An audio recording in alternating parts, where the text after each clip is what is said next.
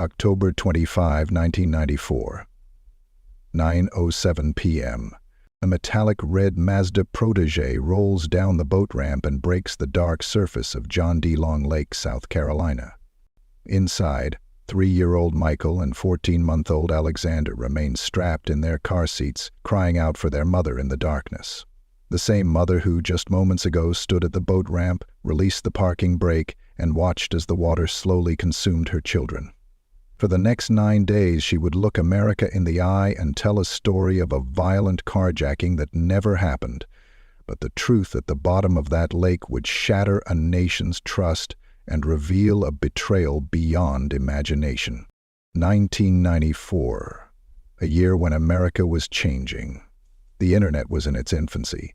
24-hour news channels were becoming a fixture in American homes, and a nation was learning to process tragedy in real time through the unblinking eye of constant media coverage. In Union, South Carolina, life moved at a different pace. A small textile town of just over 10,000 souls, where the rhythms of life still followed the shift changes at the mill, where families had worked the same jobs for generations, where the American dream seemed simpler, more attainable. But the America of Norman Rockwell was fading.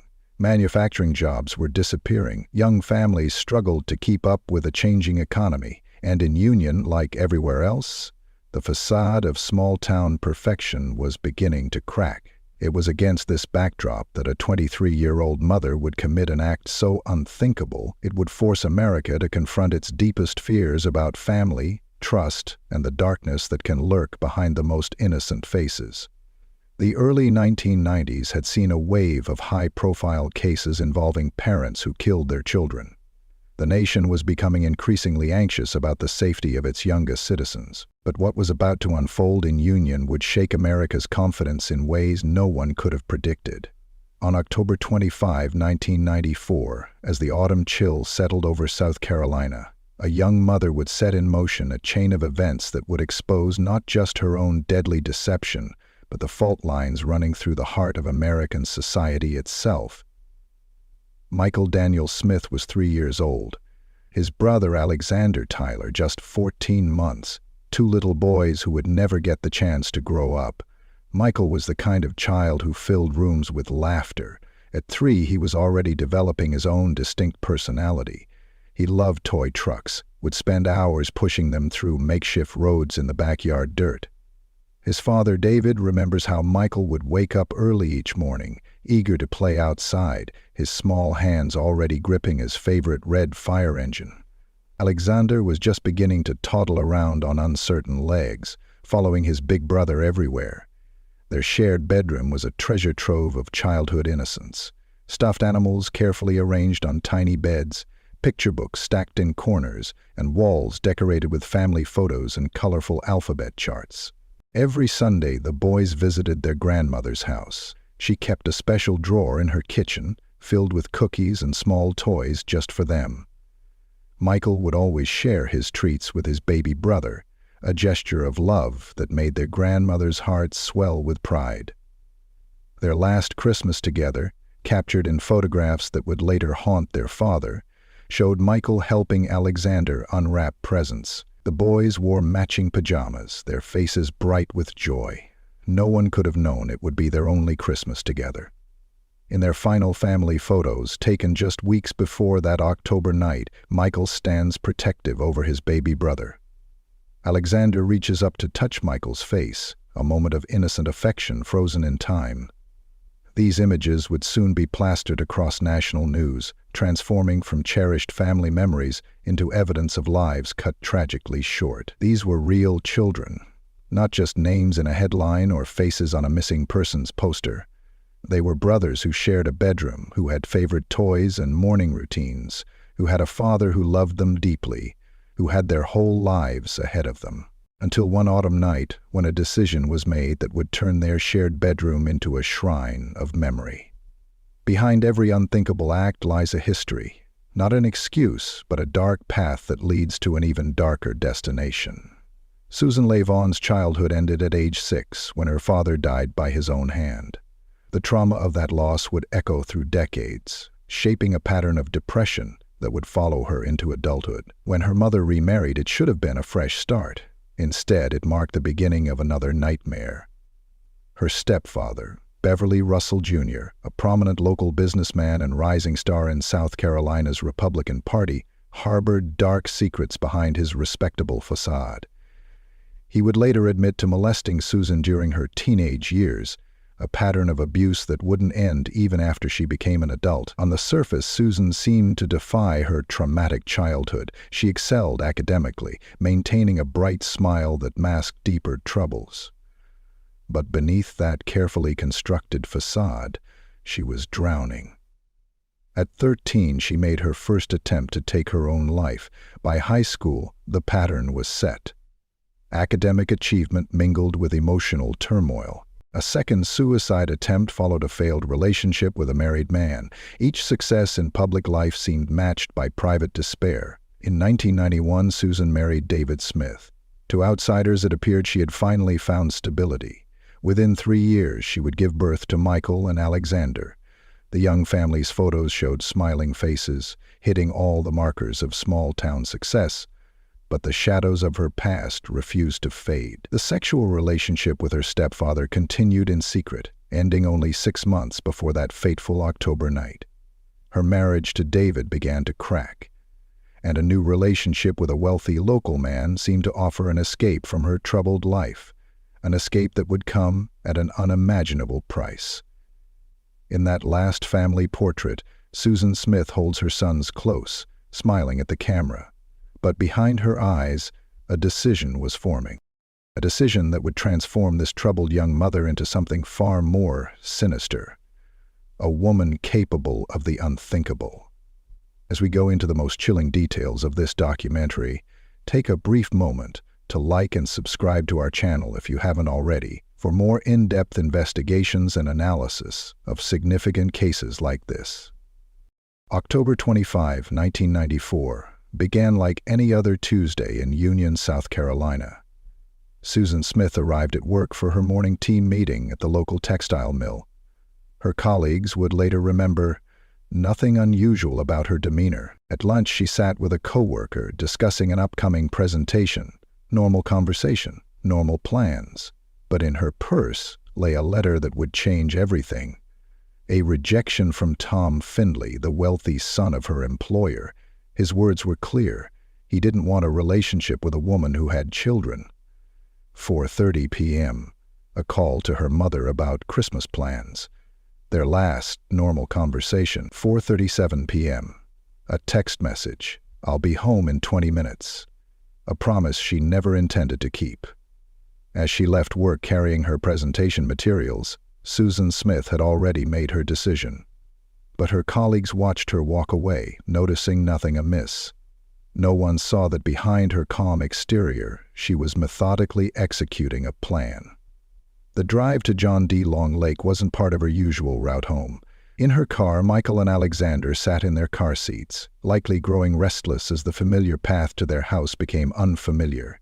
In the trunk, her wedding dress and family photo album, symbols of a life she was about to destroy. What happened next would be revealed in her confession 9 days later. 3 times she let the car roll toward the water. 3 times she pulled the parking brake, a final moment of hesitation before the unthinkable. Then, in the growing darkness, she made her final choice. She stepped out of the car, reached back in one last time, not to save her children, but to release the brake. As she ran to the nearest house, her story was already taking shape. A tale of a black carjacker at a red light, a desperate mother's plea for her missing children, a performance that would captivate and deceive an entire nation. The facade was perfectly constructed, every detail carefully planned. But like the car slowly sinking into the dark water of John D. Long Lake, the truth would eventually surface. And when it did, it would reveal something far more horrifying than any fictional carjacker. For 9 days in the fall of 1994, Susan Smith looked America in the eye and lied. Each tearful plea, each desperate appeal was part of an elaborate performance that would shake a nation's trust to its core. Her story seemed straightforward enough. A red light at an intersection, a black man with a gun, a mother forced from her car while her children were taken into the night. The details were specific, calculated to play on the worst fears of a small southern town. Within hours, her story went national. Television cameras captured her grief in intimate detail, a mother's anguish laid bare for millions of viewers. America watched as she clutched her estranged husband David's hand, their shared pain seemingly bridging their separation. Union mobilized. Hundreds of volunteers combed the countryside. Flyers with Michael and Alexander's faces appeared on every storefront. Church groups organized prayer vigils, a community united in desperate hope. But behind the scenes, investigators were already seeing cracks in her story. The traffic light she claimed had turned red would only change if another car triggered it. There was no other traffic that night, no witnesses, no traces of a phantom carjacker. FBI agents noted something else, something that made their skin crawl. While the cameras rolled, Smith would make sobbing sounds, but their trained eyes noticed there were never any tears. She spoke more about her appearance on camera than about finding her children.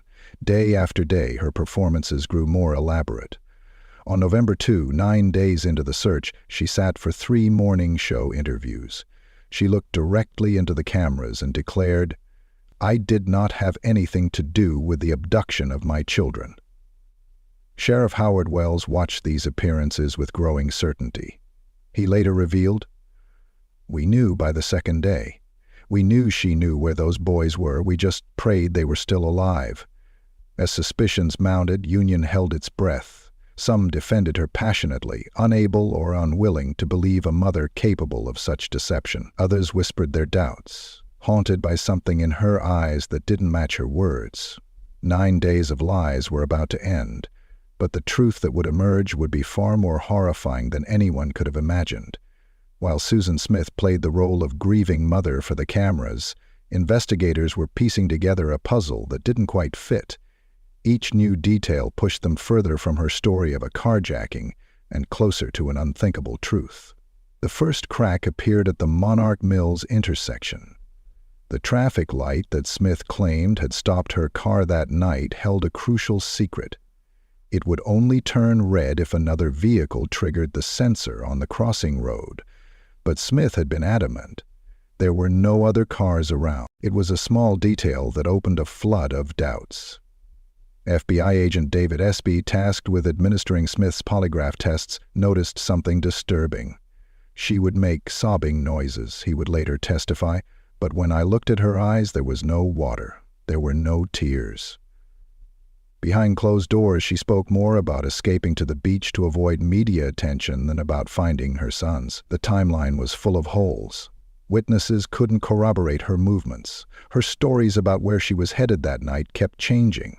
Agent Pete Logan, who spent 24 hours interrogating Smith, began to see a pattern of deception emerging through her carefully crafted responses. At John D. Long Lake, divers made a critical error in their initial search. They had assumed anyone trying to hide a car would drive it in at high speed. They never considered that someone might let it roll in slowly from the shore. The Mazda lay 122 feet from the shoreline, far beyond their initial search zone. Sheriff Howard Wells and his team employed a careful strategy. They played the role of sympathetic listeners, slowly building trust. But in the background, they were meticulously documenting every inconsistency, every changed detail, every behavioral red flag. A breakthrough came when Agent David Caldwell obtained a letter, a rejection from Tom Findley, ending their relationship. The letter revealed a possible motive, but more importantly, it showed investigators a side of Susan Smith they hadn't seen before, one capable of deep bitterness and calculated revenge. The investigation team knew they were racing against time. If there was any chance the children were alive, they had to break Smith's facade, but they also knew that rushing could cause her to shut down completely. Every interview was a delicate balance between pressure and patience. By November 3rd, Sheriff Wells had seen enough. He made a calculated decision. He would tell Smith something that wasn't true, that undercover officers had been working a drug investigation at the intersection on the night of the alleged carjacking. It was time to end the charade. The morning of November 3rd began with one final performance. On CBS this morning, Susan Smith sat on her living room sofa, clutching David's hand. When asked directly if she had any role in her children's disappearance, she looked straight into the camera. "I did not have anything to do with the abduction of my children. Whoever did this is a sick and emotionally unstable person." At 12:30 p.m., Smith told her mother she and David were running errands. Instead, she was led to a safe house for what would become the most crucial interrogation of the case. Sheriff Howard Wells had prepared carefully for this moment. He knew what he had to do. At 1:40 p.m., in a room at the First Baptist Church Family Center, he confronted Smith with the truth about the traffic light at Monarch Mills. Then, he played his final card, a lie that would expose the truth. "We had undercover officers working a drug investigation that night," Wells told her. "They never saw your carjacker." It wasn't true, but it was the push Smith needed. After 9 days of lies, the facade finally cracked. "Susan," Wells said quietly, "it is time." Her response came in a whisper. "I am so ashamed." What followed was a confession that would shake hardened investigators to their core. Smith described driving to John D. Long Lake, her initial plan to end her own life along with her children's. 3 times she let the car roll toward the water. 3 times she stopped it, until the final time when she stepped out and reached in only to release the brake. The dive team returned to the lake with new information. 6 minutes into their second search, they found what they had dreaded: the underside of an upside-down Mazda, nearly 18 feet beneath the surface. The visibility was only 12 inches, but what they saw would haunt them forever. "I saw a small hand pressed against the window glass," diver Steve Morrow would later testify, his voice breaking. The children were still strapped in their car seats, hanging upside down. As news of the confession spread through Union, the reaction was explosive. Outside the sheriff's office, crowds gathered, their shock turning to rage. Cries of "murderer" and "baby killer" filled the air as Smith was escorted to a waiting car. For the law enforcement team, the toll was devastating. Hardened officers broke down in tears as the car was pulled from the lake. The betrayal was worse than if there had been a real carjacker. They had been forced to watch, helpless, as a mother lied about her children's fate while knowing the terrible truth all along. That evening, Sheriff Wells faced the cameras one final time. The strain of 9 days showed on his face as he announced what many had begun to suspect. There had never been a carjacker. The killer had been the one person those children should have been able to trust above all others: their mother. As Susan Smith's trial began in the summer of 1995, Union, South Carolina had become a town transformed. News vans clogged the streets. Satellite trucks crowded the courthouse square. A community that once prided itself on privacy now found itself under the unblinking eye of international media. Her defense team, led by David Bruck and Judith Clark, made a calculated decision. They wouldn't deny her guilt. Instead, they would try to save her life by painting a portrait of a deeply troubled woman who had snapped. "This is not a case about evil," Clark would tell the jury. "This is a case about despair and sadness." The prosecution, led by Tommy Pope, had a different story to tell. They described those 6 minutes at the lake in excruciating detail. They were in that car, screaming, crying, calling for their father, while the woman who placed them in that car was running up the hill with her hands covering her ears. But beyond the courtroom walls, Union was grappling with an uncomfortable truth. Smith's false accusation of a black carjacker had exposed deep racial wounds. Her brother, Scotty Vaughn, would later apologize to the black community. "We hope you won't believe any of the rumors that this was ever a racial issue." But the damage was done. From Maine to Washington State, newspapers condemned how quickly some had accepted Smith's story based solely on racial stereotype. "When you think of crime in America," one black leader noted, "we have to stop thinking about African Americans." After just 2.5 hours of deliberation, the verdict came: guilty on 2 counts of murder. But when it came to sentencing, The jury showed mercy that surprised many. Instead of the death penalty, they chose life imprisonment. Their reasoning, forcing Smith to live with what she had done, was a harsher punishment than death. 3 decades later, the scars remain. Union would never be the same. The lake where Michael and Alexander died became a painful reminder, drawing mourners and the morbidly curious in equal measure. But from this tragedy came change. Law enforcement agencies across the country revised their approach to missing children cases. Investigators learned to look closer to home first, to question even the most sympathetic witnesses, to follow evidence rather than emotion. For David Smith, the pain never ended. At Smith's 2024 parole hearing, his words still carried the weight of that October night. What she did not only to Michael and Alex, she came pretty close to causing me to end my life because of the grief she brought upon me. Union, South Carolina still stands, a town forever marked by 9 days of lies and a truth too horrible to imagine. But perhaps its greatest legacy is a warning that sometimes the most dangerous predators aren't strangers in the dark, but those closest to home. Some wounds never fully heal. Some questions never find complete answers. 30 years after that October night, the ripples of Susan Smith's actions continue to spread through time, touching lives far beyond the shores of John D. Long Lake. Michael Daniel Smith would be 33 today, his brother Alexander Tyler, 31. We can only imagine the men they might have become. Their shared bedroom, once filled with toys and laughter, became a shrine to innocence lost, 2 lives cut short by the one person meant to protect them above all others. Their father, David Smith, carries their memory like a weight he'll never put down. At Susan's 2024 parole hearing, his words cut through 3 decades of pain. That's only 15 years per child, her own children. It's just not enough.